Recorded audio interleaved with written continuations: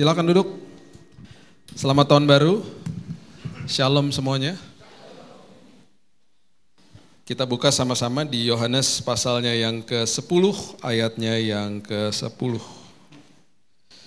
Kita baru lewati Natal, dan biasanya kalau Natal itu banyak hal yang kita diingatkan lagi, tapi biasanya masuk ke dalam tahun yang baru kita mulai lupa. Dan biasanya masuk tahun baru kita mulai buat resolusi, komitmen-komitmen yang baru.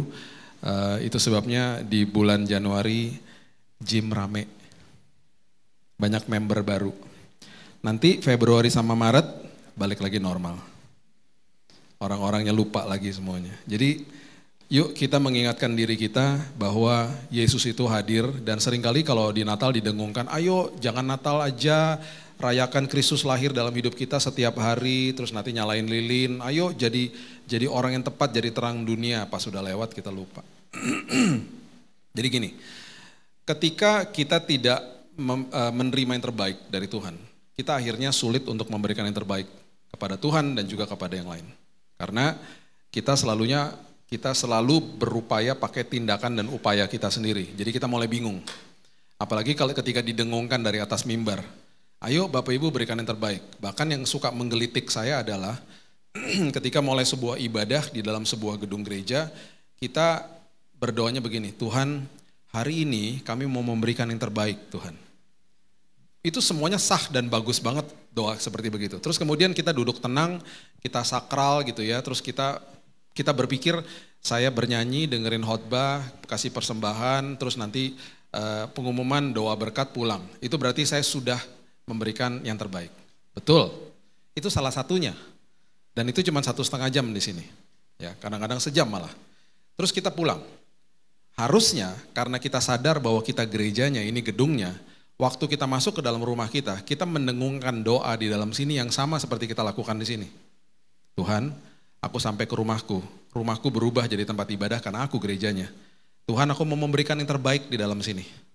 Apapun yang aku sudah terima dari Tuhan, aku mau memberikan terbaik. Aku mau jadi orang yang tepat bagi keluargaku. Besok masuk ke kantor, dengungkan lagi doa yang sama di dalam hati. Tuhan, ini ibadahku di dalam gedung kantor. Tuhan, aku mau memberikan yang terbaik kepada Tuhan. Kalau enggak, jadi jagoan kandang. Jadi cuman orang-orang yang beribadah di hari Minggu, that's it, selesai. Akhirnya esensi jadi terang, jadi garam, hilang semuanya. Karena kita cuman jadi garam sama terang di dalam gedung gereja. Dan kita semuanya ketika masuk dalam gedung gereja, semuanya manis-manis. Semuanya gini, shalom, shalom, semua gitu kan. Jadi Bapak Ibu gak bisa validasi saya, ngelihat saya berdiri di sini, gak bisa. Harus tanya aslinya Billy Lantang tuh di rumah. Sama kedua anak saya, sama istri saya, sama Mbak yang kerja di rumah. Dia baru tahu tuh aslinya saya seperti apa. Ya. Jadi ada satu Mbak kerja sama saya, dia kerjanya udah 24 tahun kerja sama saya. Dia itu udah dikasih tahu, Mbak kalau hari Senin, jangan ketok-ketok kamar. Karena saya itu biasanya kalau hari Senin hari libur lah, karena capek kalau Minggu ya. Saya nanti di hari Senin tuh bangun agak siang. Kalaupun bangun pagi saya juga pengen di kamar, pengen me time, pengen sendiri gitu. Biasanya anak saya yang kedua kalau pergi sekolah diantar istri saya kalau hari Senin. Nah, Mbak di rumah itu yang 24 tahun kerja sama saya suka lupa. Dia suka sering ketok kamar padahal dia udah dikasih uang belanja, minta uang sayur karena tukang sayur datang. Jadi nggak selalu tuh kalau hari Senin dia nggak ketok kamar. Sesekali adalah dia ketok kamar karena dia lupa tuh hari Senin. Uang belanja dia galak loh, by the way ya. Badannya gede dan galak dia. Terus saya buka dong kamar, dengan mata kayak begini. Kenapa Mbak? Uang belanja gitu, langsung gitu. Ini hari apa? Terus dia bengong nanti. Astagfirullahaladzim. Iya benar ya hari Senin. Aduh mohon maaf Pak. Dia jalan. Saya udah gak bisa tidur. Apakah waktu dia begitu saya ngamuk-ngamuk sama dia? Mulai hari ini, gak usah makan sayur lagi. Tukang sayur gak boleh masuk ke depan, portal aja semua jalan.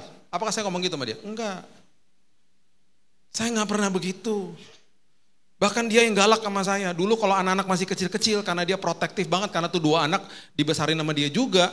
Itu kalau anak-anak pergi lagi, saya ajak jalan-jalan kalau malam, dia telepon saya. Karena tuh besoknya hari sekolah kan, jam 9 belum pulang. Misal dia telepon. Mbak kalau di rumah, kalau telepon majikan biasanya kan dimulai dengan kata-kata apa? Mohon maaf Pak, permisi Pak, halo. Biasa normal lah, dia nggak pernah gitu. Kalau telepon lagi ngamuk, lagi kesel anak-anak dibawa-bawa pergi. Posisi di mana? Lo pikir Google Map apa? Gue supir Grab ya. Posisi di mana? Kenapa sih Mbak? Gitu. Itu anak-anak gak tidur siang. Besok kan sekolah, ditaruh telepon cekrek gitu. Anak-anak gue juga kenapa lo yang sewot?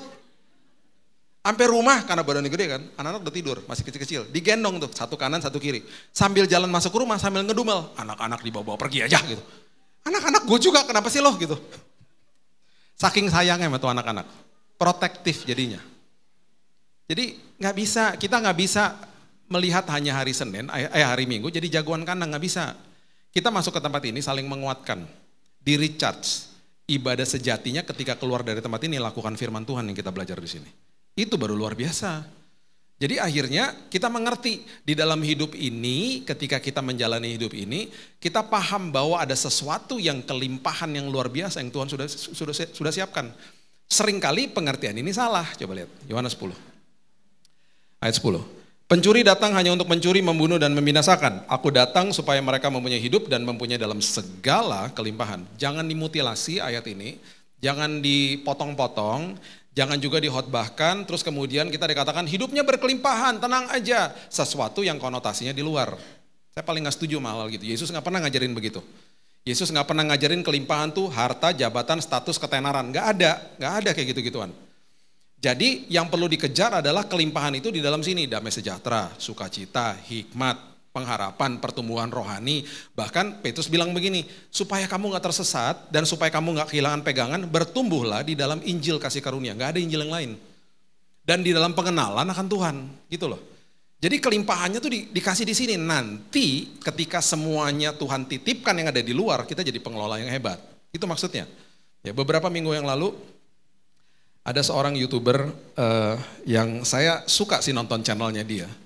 Karena saya suka main Lego. Dia kolektor Lego terbesar di Indonesia. Kalau menurut saya nggak pernah lihat koleksi Lego sebesar dia lah. Udah pasti MM-an lah. Itu kalau nggak salah sih rumahnya di basement, kayaknya ada basementnya gitu ya. Dibuat itu satu tempat tuh Lego semuanya. Saya terkesima lah lihat dia. Belum lagi dia punya koleksi sepatu, mungkin 1000 kali sepatunya. Dan di dalam ruangan koleksi sepatu itu pakai AC pastinya. Dan sepatunya ya mahal-mahal lah, bukan sepatu murah-murah aja. Dia suka kasih tunjuk dan lain sebagainya. Masih muda. Kira-kira 3 minggu yang lalu dia kena serangan jantung meninggal. Terus saya sampai mikir gini, itu koleksinya kepada kemana ya? Siapa yang take care, siapa yang manage? Semua yang kita melekat dengan kita, yang ada di dalam hidup kita, itu semu soalnya. Karena kita masuk ke dalam dunia gak bawa apa-apa, pulang gak bawa apa-apa. Kita waktu masuk ke dalam dunia kita dimandiin, keluar dari rahim ibu, nanti waktu meninggalkan dunia juga kita dimandikan dan dikasih baju lagi. Di dalam 2 periode ini, di dalam 2 event ini ketika dikasih baju bisa komplain gak? Mana ada bayi bilang gini, jangan yang ini dong warnanya, mana ada? Apalagi kalau udah meninggal, jangan yang ini dong jasnya, bisa bubar yang layat. Gak bisa, kita masuk ke dalam dunia gak berdaya, keluar pun gak berdaya. Selama kita hidup ini semua yang melekat sama kita itu titipan-titipan yang perlu dikelola. Kalau dalamnya nggak kelimpahan, luarnya pasti jadi dodol. Nggak jadi benar akhirnya gitu loh.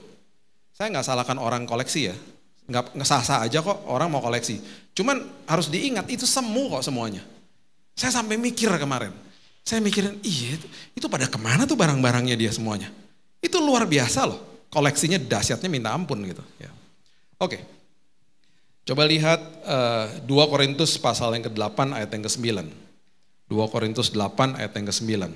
Karena kamu telah mengenal kasih karunia Tuhan kita Yesus Kristus, bahwa ia yang oleh karena kamu menjadi miskin, sekalipun ia kaya, supaya kamu menjadi kaya oleh karena kemiskinannya. Seringkali 2 ayat ini dikaitkan, kemudian mulailah didengungkan Injil-Injil kemakmuran. Nggak ada seperti begitu, kita jadi kaya di dalam sini. Nah itu sebabnya kalau kita kayanya di dalam sini, mata rohani kita akan kebuka. Kita di dalam kehidupan kita berjalan bersama Tuhan, ketika kita disuruh masuk ke dalam jalannya Tuhan, kalau kita nggak pakai mata rohani masuk ke dalam tahun yang baru, kita nggak bisa lihat ujungnya seperti apa. Kita akhirnya banyak orang gugur imannya, komplain sama Tuhan, nggak pernah bertumbuh karena orientasinya mata jasmani. By the way, tanggal 14 Februari nanti, yang pilih pemimpin bagi bangsa Indonesia adalah Tuhan, tenang aja. Ya, jangan debat kusir. Saya suka bingung ngeliatin orang kalau udah mau pemilu, debatnya hebat banget deh. Lebih hebat daripada mereka debat di TV. Udah gitu live group lagi. Aduh ampun banget ini orang-orang.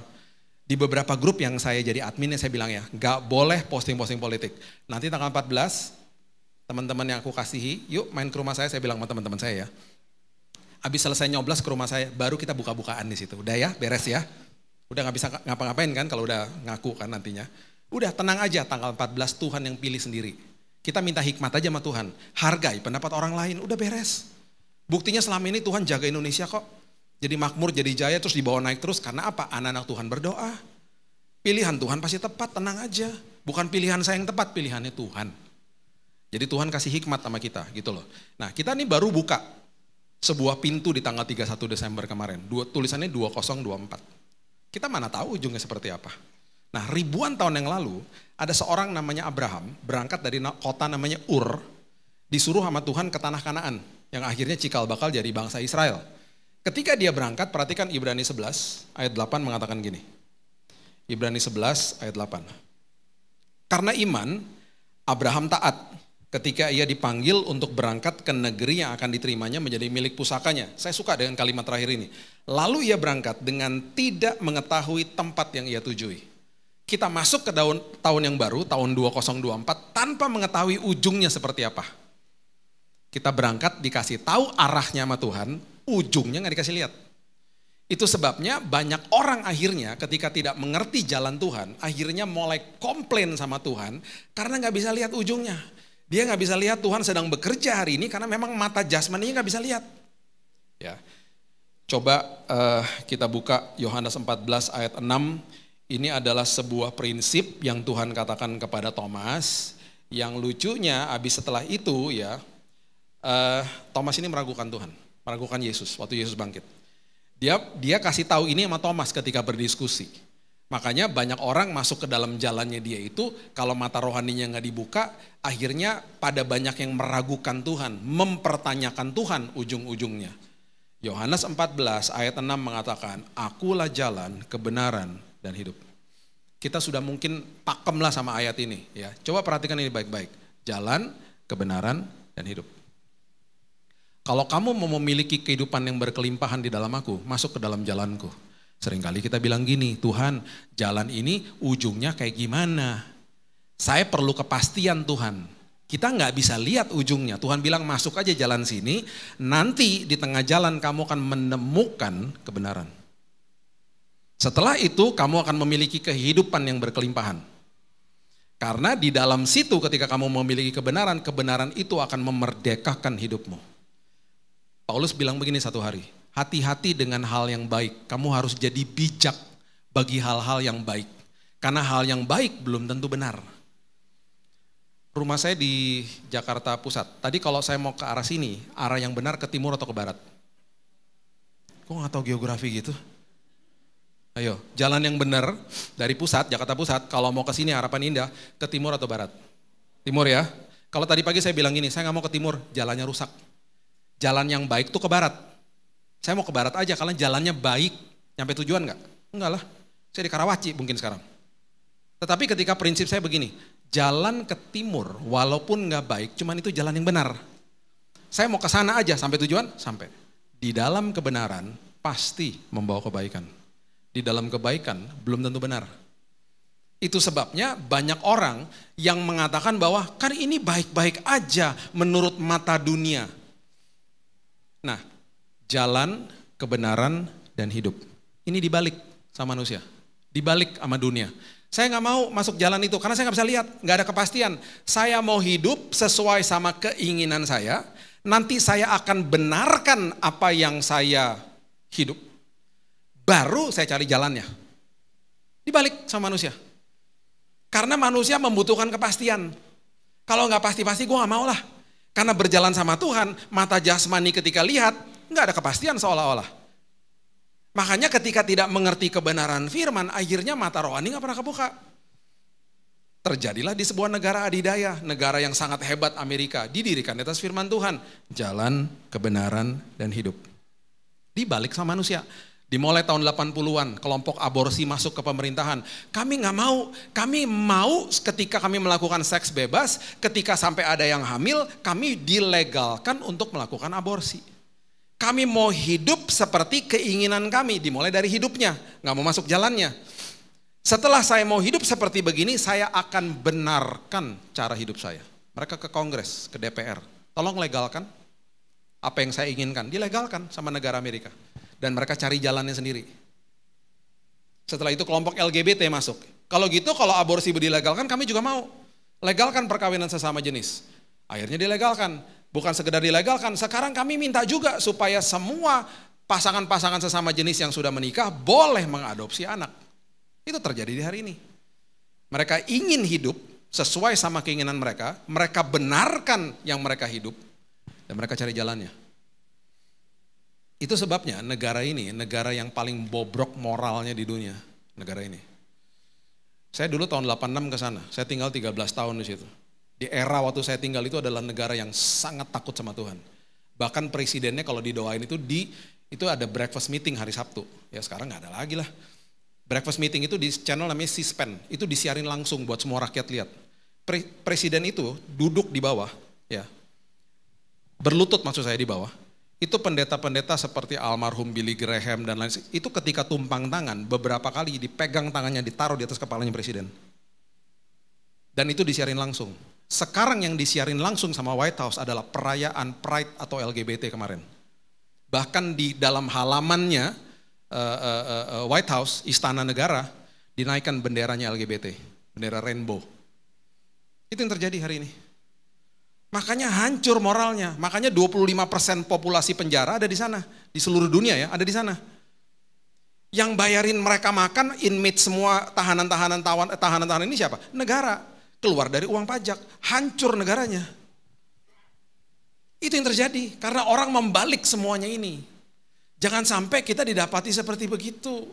Jadi ya, di dalam sebuah perjalanan sama Tuhan, level yang paling bawah itu adalah nggak lihat, nggak percaya. Ya udahlah, itu lumrah lah, banyak orang seperti begitu, nggak lihat, nggak percaya. Terjadi sama Raja Ahaz. Raja Ahaz adalah raja yang memimpin kerajaan Yehuda, ibu kotanya Yerusalem. Pertama kali kata Immanuel keluar, itu diberikan sama Nabi Yesaya kepada Ahaz. Betapa itu bagi saya kehormatan yang luar biasa. Nubuatan bahwa 600 tahun lagi akan lahir seorang raja menjelma jadi manusia, itu diberikan kepada Raja Ahaz. Karena Nabi Yesaya bilang begini sama dia, bos, kan dia lagi dikepung nih sama beberapa negara, beberapa kerajaan. Dia bilang, bos tenang aja bos, Tuhan sudah menyampaikan kepada saya, Tuhan mau menyertai Anda, udah tenang aja. Terus bahkan dia keluarin kalimat ini, coba lihat Yesaya pasalnya yang ke-7, ayatnya yang ke-14. Yesaya pasal yang ke-7 ayat 14. Sebab itu Tuhan sendirilah yang akan memberikan kepadamu suatu pertanda. Tuhan yang mau membantu dan menolong kamu adalah Tuhan ini yang 600 tahun setelah ini akan menjelma jadi manusia. Terus dia bilang, sesungguhnya seorang perempuan muda, seorang virgin, seorang perawan mengandung akan melahirkan seorang anak laki-laki dan nanti namanya dia disebut Immanuel, artinya Allah beserta denganmu. Itu kata Immanuel pertama kali diberikan kepada Ahaz. Tahu nggak dia bilang apa? Nggak mau. Mungkin dengan kata lain, kan saya nggak bisa lihat Tuhan yang menolong saya. Yang jelas-jelas ada di depan mata saya adalah seorang raja namanya Raja Asyur yang datang kepada saya menawarkan pertolongan. Dengan catatan kalau saya bantu, saya harus kasih dia upeti. Jadi akhirnya yang terjadi adalah Raja Ahaz meminta bantuan Raja Asyur. Dan akhirnya yang kena imbasnya itu sampai kepada anaknya Raja Hizkia. Sampai dikepung sama Raja Asyur, sama kerajaan Asyur, 185.000 tentara Asyur ingin mengambil kerajaan Hizkia. Karena waktu zaman papanya dia dijajah secara ekonomi, sekarang secara teritori dia mau dijajah juga. Seorang yang ditawarkan pertolongan sama Tuhan. Gak lihat, gak percaya. Level di atasnya, udah lihat, tapi juga gak percaya. Terjadi sama siapa? Terjadi sama orang-orang yang jaga kuburnya Yesus. Coba lihat Matius pasalnya yang ke-28. Matius 28 ayat 2-4. Mengatakan begini. Maka terjadilah gempa bumi yang hebat, sebab seorang malaikat Tuhan turun dari langit, datang ke batu itu, menggulingkannya, lalu duduk di atasnya. Wajahnya bagaikan kilat, pakaiannya putih bagaikan salju, penjaga-penjaga itu gentar ketakutan dan menjadi seperti orang-orang mati. Karena dia lihat sendiri prosesi kebangkitan Yesus depan matanya. Lihat sendiri loh. Diaduin dong ke mahkamah agama. Bos, dia benar-benar anak Allah bos, dia bangkit bos. Coba lihat ayat 13. Mahkamah agama katakan begini. Kamu harus mengatakan kepada semua orang maksudnya, bahwa murid-murid Yesus datang malam-malam dan mencuri tubuhnya Yesus ketika kamu sedang tidur. Dan Alkitab mencatat kalau kita baca ayat selanjutnya, berita kebohongan ini masih dipercaya sampai hari ini. Itu sebabnya kalau Bapak Ibu ke Israel, gak sampai 5% percaya Yesus. Karena berita kebohongan ini masih tersebar. Bayangin, dapat berita kebenaran, ditwist, dijadikan hoax. Udah lihat, gak percaya. Udah dengar kesaksian, udah lihat hidupnya orang ditolong Tuhan, gak percaya. Gak percaya. Puji Tuhan ya, puji Tuhan nih para mahkamah agama, imam-imam ini akhirnya ngalamin Tuhan sendiri sih. Dan banyak dari antara mereka yang juga bertobat ya. Kisah Rasul pasalnya yang ke-6 ayat yang ke-7 mencatat begini. Kisah Rasul 6 ayat 7. Firman Allah makin tersebar, jumlah murid di Yerusalem makin bertambah banyak. Juga sejumlah besar imam menyerahkan diri dan percaya. Akhirnya ngalamin Tuhan sendiri sih. Cuman sayang aja beritanya udah kesebar kemana-mana gitu ya. Gak lihat, gak percaya. Udah lihat, gak percaya. Ada seorang pemain biola namanya Joshua Bell. Dia punya biola aja dari tahun 1700. Jadi dia ini kalau lagi konser, wah konsernya mahal lah. Bisa jutaan. Satu hari dia ada di sebuah kota di Amerika. Dan pagi-pagi, malamnya dia mau konser. Pagi-pagi dia iseng, dia pakai topi. Dia masuk ke stasiun kereta bawah tanah. Dia main biola di situ. Ngamen, iseng aja. Dan di depannya dia tuh ribuan orang lalu lalang, naik kereta, turun kereta, gak ada yang sadar itu Joshua Bell. Tiba-tiba ada seorang ibu yang lagi lewat, Joshua Bell pakai topi soalnya. Joshua Bell, Joshua yang ngangguk, iya. Ibu itu satu-satunya penonton yang nonton permainan Joshua Bell, dapat konser gratis 45 menit. Ibunya gak punya duit juga untuk nonton konser mahal-mahal, dia cuma kasih tip $20 habis itu. Selesai. Seringkali kita gak sadar Tuhan hadir dalam hidup kita. Karena kita terkesima sama apa yang kita lihat dengan mata jasmani.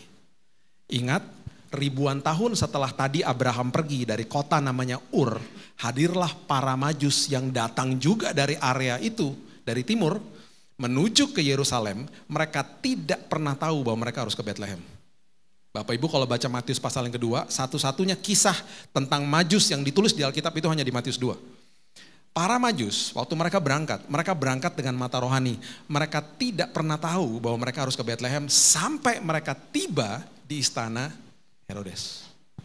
Waktu mereka tiba di istana Herodes dan mereka sampai di sana, baru di situ akhirnya Herodes bingung, seluruh Yerusalem terkejut, Alkitab mencatat, sampai-sampai Herodes memanggil para ahli Taurat untuk membuka gulungan-gulungan kitab, ada nggak nubuatan yang mengacu kepada hari itu?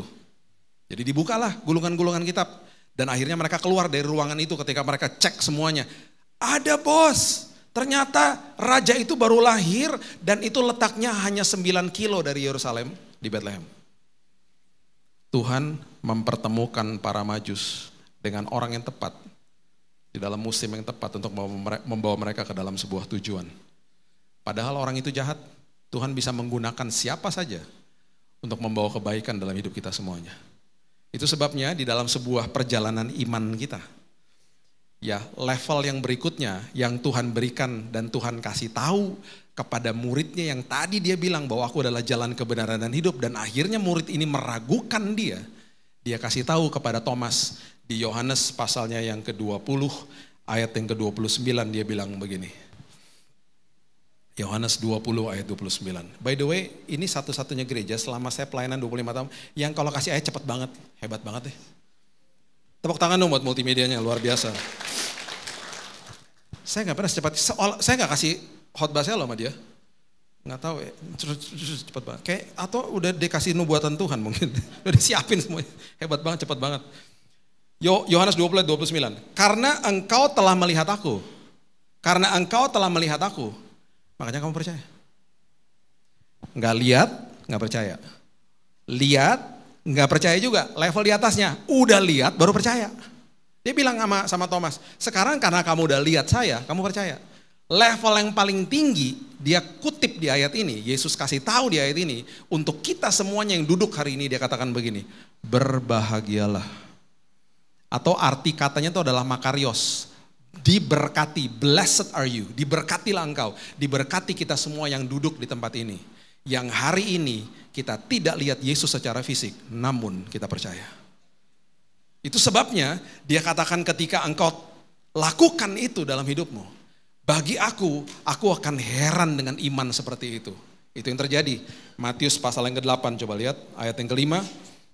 Matius 8 ayat yang ke-5 mengatakan ketika Yesus masuk ke Kapernaum, datanglah seorang perwira, orang Romawi bukan orang Yahudi, mendapatkan dia dan memohon kepadanya, Tuhan, hambaku terbaring di rumah karena sakit lumpuh, ia sangat menderita, tolong Tuhan, tolong.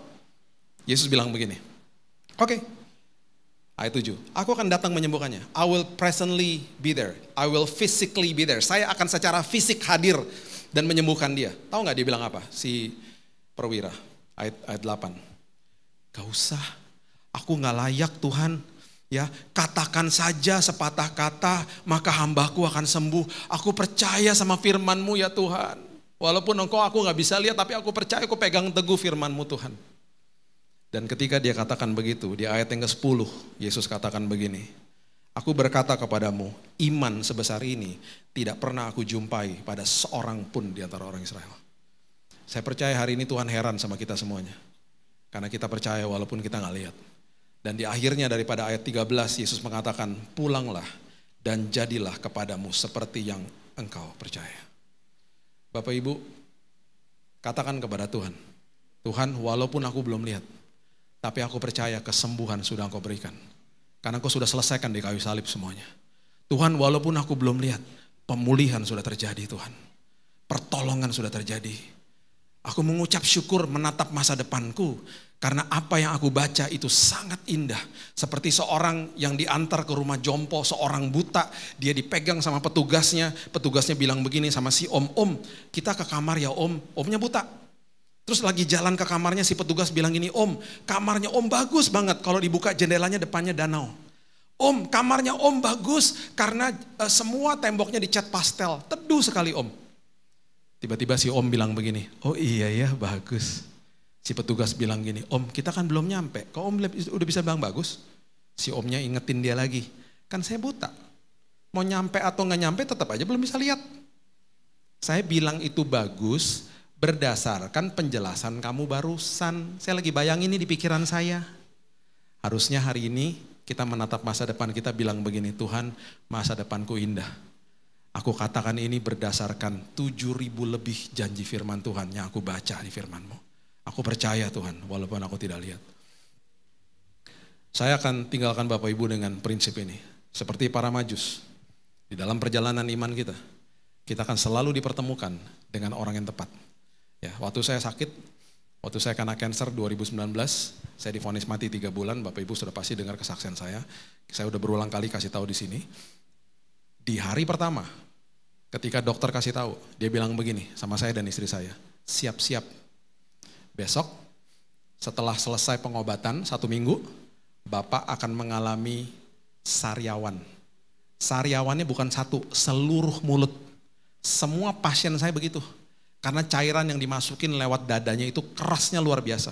Siap-siap gak bisa makan. Kita akan segera nanti pakai infus aja. Kalau gak bisa makan kita kasih nutrisi lewat infus. Siap-siap ya. By the way, mulai besok kamu gak boleh gosok gigi. Karena trombosit kamu juga habis. Makanya orang kalau demam berdarah ketika ada luka, darahnya gak bisa stop. Trombosit itu untuk menyetop kalau ada luka. Jadi gak boleh gosok gigi. Takutnya nanti gusinya luka. Besok-besok mulai kumur-kumur ya, mulai besok kumur-kumur.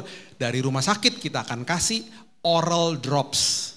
Nanti ditetesin, kumur-kumur aja. Dah, selesai dikasih tahu, besoknya istri saya pergi. Ini di Singapura.